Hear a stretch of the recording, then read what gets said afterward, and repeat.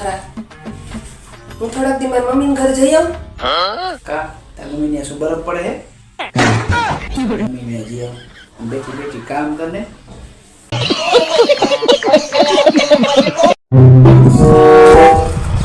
કા ભરતભાઈ? હા ભાઈ. આમ જોઈ તમારી પાછળ કેટલા જણા ઉભા રહે?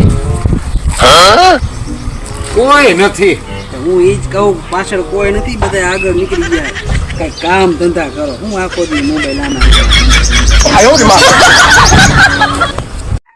આજ પછી હે ને વાસણ ધોવાના થાતા જ નથી. લે કેમ?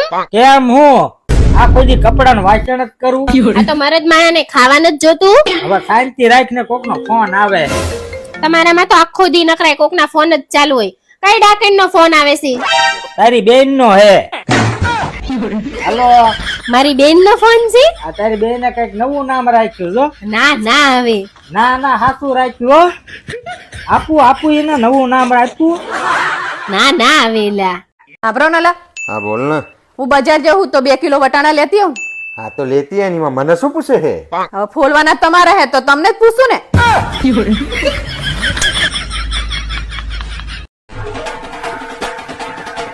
હું થયું પણ અરે મારા બોસ નું 50 વર્ષે ગોઠવાઈ ગયું. અરે મતલબ એના લગન છે 50 વર્ષે એટલે એ બધા કર્મચારીઓને બોનસ દેવાના છે. અને આમ જો બોનસ 100% મોટું હશે. જય માતાજી.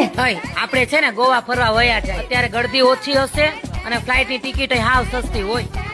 તોય પૈસા વધશે તો છે. આપણે થોડા ઘણા શેર લઈ લઈએ તો ગટપણમાં કામ આવશે. તોય પૈસા વધશે તો છે. હું હમણાં 10-20 હજારની હાડીઓ લઈ લો તો તહેવાર આવે છે ને તો મારે કામ આવશે. તોય પૈસા વધશે તો છે.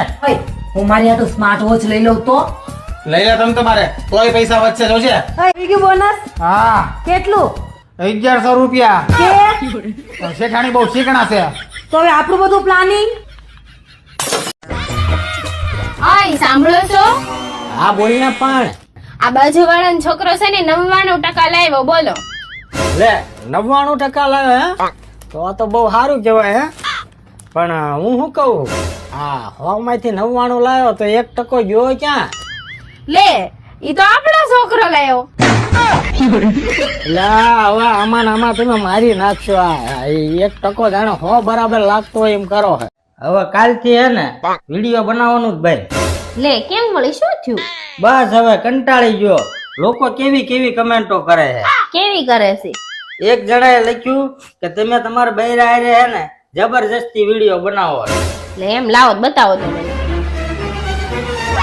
જબરજસ્તી નથી લખ્યું યાર. તો એમ લખ્યું છે જબરજસ્ત બનાવો છો. આની કરતા ભણ્યા હોત ને એ તો વાંચતા આવડે જ તમને. એ વાત થાય છે હો.